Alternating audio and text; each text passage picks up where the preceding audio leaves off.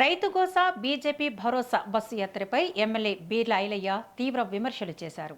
బీజేపీని తెలంగాణ ప్రజలు నమ్మే పరిస్థితులు లేరని ఆరోపించారు.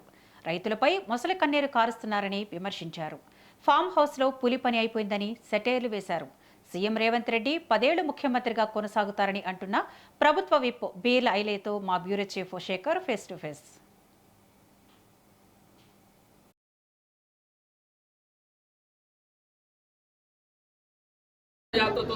మొత్తానికి కాంగ్రెస్ పార్టీ రైతుల్ని పట్టించుకోవడం లేదని పెద్ద ఎత్తున ఆరోపణలు వస్తున్న నేపథ్యంలో ప్రభుత్వ విప్పు ఆలేరు ఎమ్మెల్యే బీర్ల ఐలయ్య ఏం స్పందిస్తారో చూద్దాం. BJP party Rythu Bharosa BJP భరోసా అనే యాత్రతో దీన్ని ఎలా చూస్తారు? వాళ్ళు పరిమాణాలు తెలంగాణలో వాళ్ళు వచ్చేది లేదు, సచ్చేది లేదు.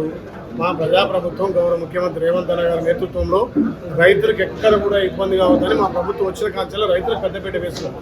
ఇది చూసి జీవించుకోలేక తెలంగాణ భారతదేశానికి ఇవాళ రోల్ మోడల్గా భారతదేశంలో ఎక్కువ ధాన్యం పండించిన రాష్ట్రంగా తెలంగాణ పేరు వచ్చింది.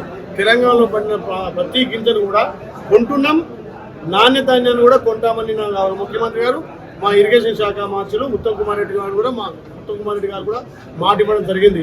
ఇలా దీని మీదనే సమీక్ష సమావేశం కోసం ఉత్తమ్ కుమార్ రెడ్డి గారు, పొంగులేటి శ్రీనివాసరెడ్డి గారు, అదేవిధంగా శ్రీధర్ బాబు గారు 2 జిల్లాలు, ఇక్కడ యాదాద్రి భువనగిరి జిల్లా, అక్కడ ఇంకో జిల్లా కూడా తిరగడం జరుగుతుంది. గత సంవత్సరం కంటే ఈ సంవత్సరం పంట ఎక్కువ పండింది.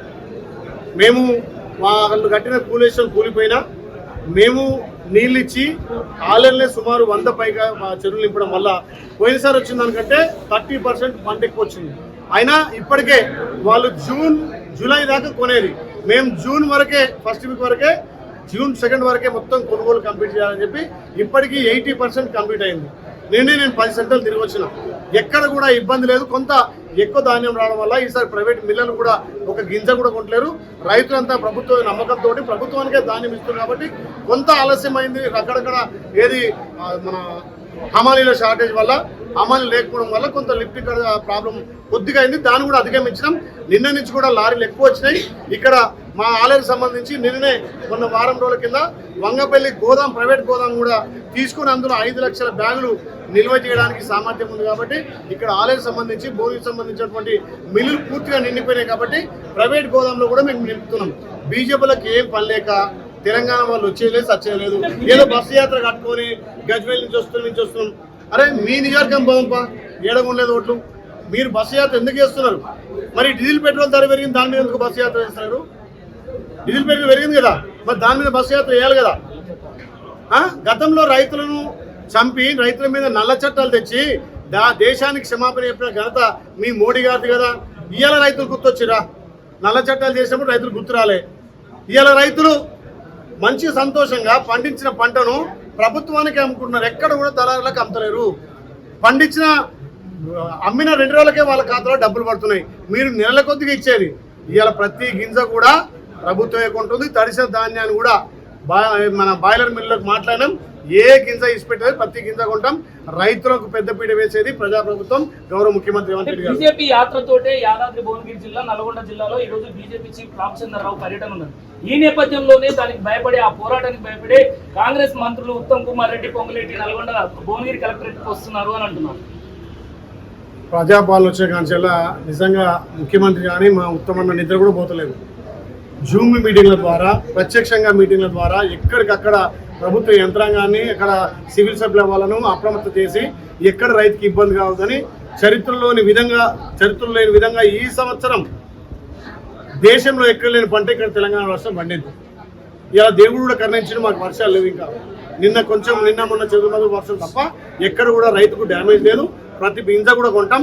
ప్రతిపక్షాలు వాళ్ళు లైవ్లో బతుకుండాలి, మేము ఉన్నామని చెప్పుకోవడానికి బస్సు యాత్ర పెట్టి తప్ప మీకు ఎక్కడ రైతుల మీద సోయింది? యూరియా దొరకకపోతే మీరు యూరియా షార్టేజ్ చేసి మీరే, నల్ల చట్టాలు తెచ్చింది మీరే. ఇలా రైతుల మీద ముసరికన్ను కాస్తున్నారు. మరి కేంద్రం రాష్ట్రానికి ఏం సహకరిస్తుంది?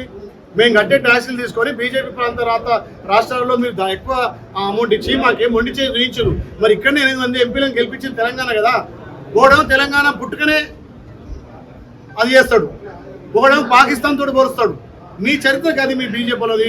ఏమనంటే దేవుని పేరు చెప్పాలి, ఏమంటే మతం పేరు చెప్పాలి, మత మధ్యలో కులాల మధ్య చిచ్చు పెట్టాలి. మాది ప్రజాపాలన, ప్రజాస్వామ్య బద్ధంగా అన్ని మతాలను, అన్ని కులాలను గౌరవించి ఇవాళ ప్రజాపాలన చేస్తున్నాం. తప్పకుండా భవిష్యత్తులో రేపు వచ్చే ఎలక్షన్ 2028లో ఎలక్షన్లో భావి ప్రధాని రాహుల్ గాంధీ గారిని ప్రధాని చేసుకుంటాం. తప్పకుండా ప్రజాపాలన ఒక తెలంగాణ కాదు భారతదేశంలో రాహుల్ గాంధీ నాయకత్వంలో జరుగుతుంది. హరీష్ రావు మాట్లాడుతూ నేను కలెక్టరేట్ లో ముట్టడికి పిలుపునిస్తాను, పెద్ద ఎత్తున రైతుల్ని పోగు చేసి రైతులతోటి ధాన్యం కొనుగోలు చేయని పక్షంలో 2 రోజుల్లో డెడ్ లైన్ విధిస్తున్నాను ప్రభుత్వానికి, కలెక్టరేట్ ఆఫీసులను ముట్టడి చేస్తాం రాష్ట్ర వ్యాప్తంగా బీఆర్ఎస్ శ్రేణులతో అని. హరీష్ రావు పెద్ద డ్రామారావు. ఆయనకు పెట్రోల్ దొరికింది, అగ్గిపెట్టి దొరకలే. ఆయన గురించి తెలంగాణ ప్రజలు తెలుసు కదా. ఇక ఆయన గురించి కూడా మాట్లాడితే బాగుండదు. ఏమున్నా రైతుల మీద రైతులను మభ్యపెట్టి రైతులను పక్కతో పట్టియాలి. తెలంగాణ ఉద్యమం ఎట్లయితే పిల్లలను బలి చేసిండో ఇప్పుడు రైతులను రెచ్చగొట్టి రైతులను బలి చేయాలనుకుంటున్నాడు. కానీ రైతులు చాలా తెలివికలు, తెలంగాణ ప్రజలు తెలివికలు. ఏదో ఒకటి ఉద్యమం చేసిన తెలంగాణ ఇచ్చిన సెంటిమెంట్ మీద 2 సార్లు అధికారంలోకి వచ్చిన హరీష్ రావు నువ్వు పగటి కళ్ళు అంటున్నావు. 2034 వరకు కూడా రేవంత్ అన్నే ముఖ్యమంత్రి, తెలంగాణలో కాంగ్రెస్ పార్టీ అధికారం ఉంటుంది. మీరు రాసి పెట్టుకోండి. అధికారం పోయిందని నిన్న వాడు మాట్లాడుతున్నాడు. బాల్కసుమన్ మాట్లాడుతున్నాడు. పట్టాలు తెంపాలన్నట, సింగరేణి కాల్చాలట. అంటే అప్పుడు తెలంగాణలో పెట్రోల్ దొరికింది, అగ్గిపెట్టి దొరకలే. ఇప్పుడేమో రెచ్చగొట్టాలి, ప్రభుత్వాన్ని బదనాం చేయాలి, అల్లరి సృష్టించాలి, అల్లరితో లాండాడడం లేదు, లేకపోతే ఇక్కడ ప్రజాస్వామ్యం లేదని చెప్పాలని వాళ్ళు ఒక గుండాలు లెక్క, గుండాలు కాదు టెర్రరిస్టుల కంటే అభిమానంగా బీఆర్ఎస్ తయారై అధికారమైన మదంతో అధికారమైనంత దాంతో బలిపెక్కి మాట్లాడుతుండే. ఆయన నిజంగా మాటలు చూస్తుంటే దేశ ప్రజలు రాష్ట్ర ప్రజలు రెచ్చగొడుతున్నాడు. పట్టాలు తెంపితే ఎవరికి నష్టం? అంటే కేంద్ర ప్రభుత్వాన్ని రాష్ట్ర ప్రభుత్వం నష్టం చేయాలి కదా. సింగరేణి కూర్చాలంటాడు, పట్టాలు తెంపాలంటాడు. దీని మీద ఇమీడియట్లీ తప్పకుండా కేసు బుక్ చేయాలి, వాళ్ళని లోపలేయాలి.